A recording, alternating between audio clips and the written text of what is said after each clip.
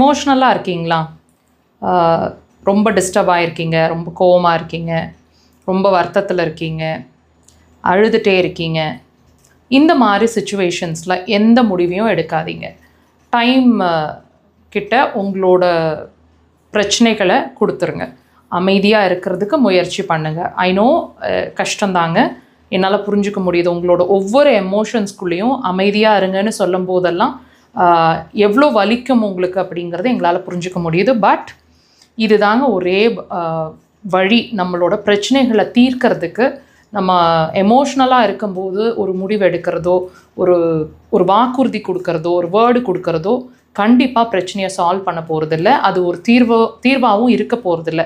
நீங்கள் அந்த எமோஷ்னலாக இருக்கும்போது வேர்டு கொடுத்தீங்கன்னா டெஃபினட்டாக பிறகு அதுக்காக வருத்தப்பட வேண்டியிருக்கும். அதனால் எமோஷ்னலாக இருக்கும்போதும் ஒரு ஸ்திரமாக இல்லை, உங்கள் மைண்ட் தெளிவாக இல்லை அப்படிங்கும்போது எந்த முடிவையும் எடுக்காதீங்க. அந்த நேரத்தில் உங்களுக்கு தேவையானது அமைதியும் பொறுமையும் மட்டும்தான். டைம் கிட்ட உங்கள் பிரச்சனைகளை கொடுத்துட்டு நீங்கள் பாட்டுக்கு அமைதியாக இருந்தீங்கன்னா அந்த டைம் உங்களுக்கான சொல்யூஷனை கொடுக்கும். தானாக வருங்க பிரச்சனைக்கான சொல்யூஷன். வாட்ச் பண்ணி பாருங்கள்.